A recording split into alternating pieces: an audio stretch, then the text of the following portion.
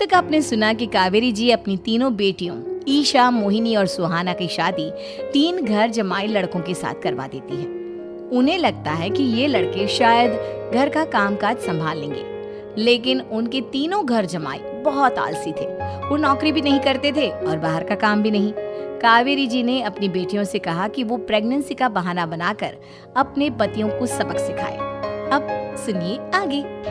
Mummy, आपने जैसा कहा था हमने वैसा ही किया, लेकिन देखिए ना, विवेक का हाल तो वैसा का वैसा ही है। घर में ना सुबह का नाश्ता बनता है और ना खाना। नौकरी पर जाने की बात करूं तो खाने को दौड़ते हैं मुझे। हाँ मम्मी, मैंने भी सुमित को कितनी बार कहा कि अगर नौकरी नहीं करनी तो कोई छोटी सी दुकान ही खोल लो। घर का खर्चा कैसे चलेगा? देखो दोपहर के 12 बजने आए और जनाब अभी तक सो रहे हैं। हाँ मम्मी, ईशा और सुहाना ठीक कहती हैं। अविनाश का भी यही हाल है। जब मैंने अपनी प्रेगनेंसी के बारे में कहा तो मुझसे कहने लगा, अरे दूसरी लड़कियां तो 9-9 महीने तक नौकरी करती है, बस डिलीवरी के टाइम छुट्टी लेती है। मोहिनी, तुम भी नौकरी करो। अब मुझे कहाँ नौकरी मिलेगी? मम्मी बताओ, अब मैं क्या करूँ? हे भगवान, क्या सोचकर घर जमाई दामाद लाई थी मैं कि मेरी बेटियां मेरे पास रहेंगी और खुश रहेंगी, लेकिन इन आलसी दामादों ने तो हमारी जिंदगी को भी प्रॉब्लम में डाल दिया है। मैं तो कहती हूँ मम्मी, हम लोग वापस अपनी जॉब पर जाना शुरू कर देते हैं। बता देते हैं इन लोगों को कि हमने प्रेगनेंसी का बहाना किया है। नहीं नहीं बेटा, ऐसी गलती भी मत करना। अगर तुमने ऐसा किया तो इन तीनों की आदत और खराब हो जाएगी।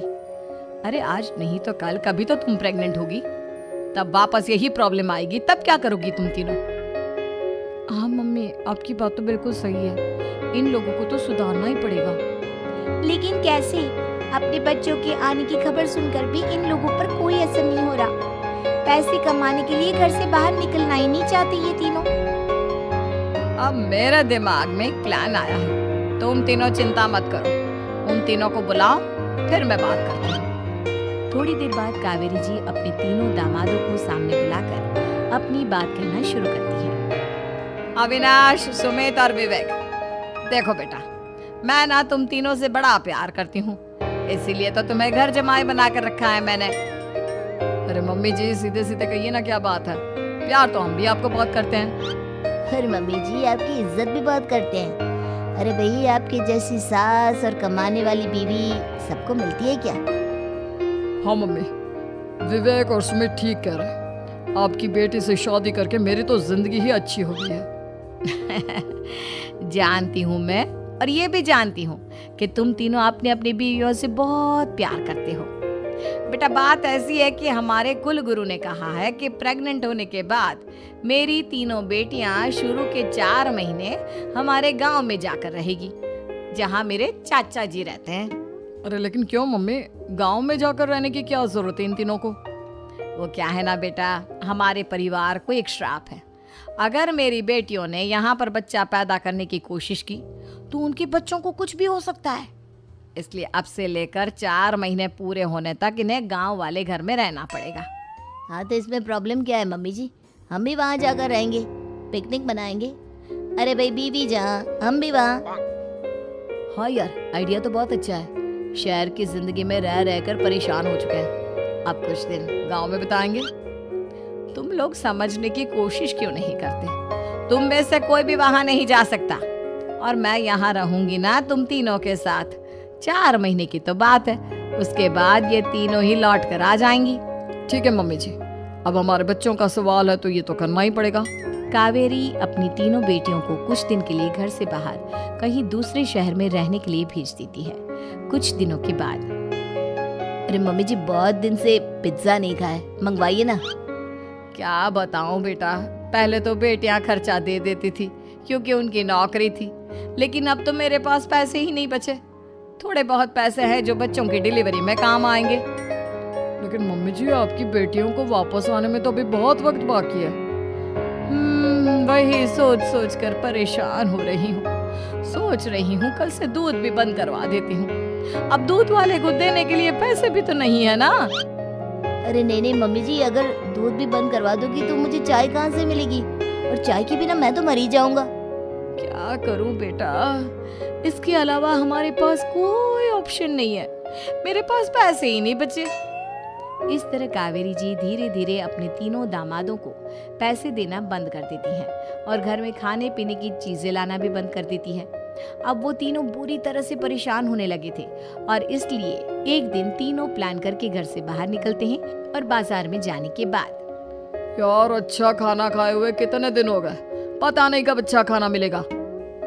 हमारी बीवियों के जाने के बाद तो हमारी हालत भिखारियों जैसी हो गई है यार। कुछ भी हो, मुझे तो आज पिज्जा खाना ही खाना है। जेब में 1 रुपया नहीं और पिज्जा खाए, कहाँ से आएंगे पैसे? अरे देख वहाँ सामने बोर्ड पर क्या लिखा हुआ है, कंप्यूटर पर काम करने के लिए एक आदमी की आवश्यकता है। भाई मैं तो जा रहा हूँ, काम करूँगा और शाम तक पैसे लाकर आराम से पिज्जा खाऊंगा। जा जा, तुझे कोई काम नहीं देने वाला, हम तो घर जा रहे हैं। चल भाई सुमित और अविनाश वहाँ से चले जाते हैं और विवेक उस कंप्यूटर शॉप पर सारा दिन काम करके 5,000 रुपए कमा कर घर लौट कर आता है और अपने खाने के लिए अच्छी अच्छी चीजें भी लेकर आता है। ये देखकर विवेक और सुमित के दिल में भी कुछ पैसे कमाने की इच्छा जागती है। अरे सुबह सुबह कहाँ चल दी है तुम? मम्मी जी एक बहुत अच्छी जगह मिली है, कंप्यूटर पर काम करने के 5,000 मिले थे कल मुझे। अगर रोज काम करूँगा तो पूरे 40,000 की तनख्वाह। अरे वाह, ये तो बहुत अच्छी बात है दामाद जी, आपको जाना ही चाहिए। सुमित और अविनाश विवेक को इस तरह तरक्की करते देखकर परेशान हो जाते हैं और वो दोनों भी काम की तलाश में निकल पड़ते हैं। धीरे धीरे उन दोनों को भी काम मिल जाता है। अब कावेरी के तीनों दामाद छोटी मोटी नौकरी करके अच्छा पैसा कमाने लगे थे। एक दिन कावेरी उन्हें अपने पास बुलाती है। अरे वाह, विवेक 40,000 कमा लेता है, अविनाश 60,000 और सुमित तुम भी 40,000 के आसपास कमा ही लेते हो। कुल मिलाकर तुम अच्छे खासे पैसे कमा रहे हो बेटा। हाँ मम्मी जी, बहुत मजा आता है जब महीने के एंड में मोटी रकम हाथ में आती है। पूछिए मत मम्मी जी, घर में रहकर रोटी बना बनाकर और तो जैसा महसूस होने लगा था मुझे तो। हाँ बेटा, तुम तीनों की बात तो बिल्कुल ठीक है और जानते हो अब तुम तीनों की पत्नियां भी वापस लौट कर आने वाली है। लेकिन मम्मी जी अभी तो उन्हें गए सिर्फ 2 महीने हुए हैं, आपने तो कहा था वो 4 महीने के बाद लौट कर आएंगी। ऐसा कुछ नहीं है बेटा, मैं सिर्फ तुम तीनों को सबक सिखाना चाहती थी कि आदमी घर में बैठकर बीवी की कमाई खाता हुआ अच्छा नहीं लगता। इस दुनिया में हर इंसान को मेहनत करनी चाहिए, काम करना चाहिए, चाहे वो औरत हो या आदमी, ताकि अपने परिवार को संभाल सके। कावेरी की बात सुनकर उन तीनों को अपनी गलती का एहसास होता है और कावेरी उन्हें सच बता देती है कि ईशा, सुहाना और मोहिनी शहर में ही कहीं दूसरी जगह रह रहे थे। शाम के वक्त उन तीनों की पत्नियां लौट कर आ जाती है और कावेरी जी का परिवार एक खुशहाल परिवार की तरह रहने लगता है।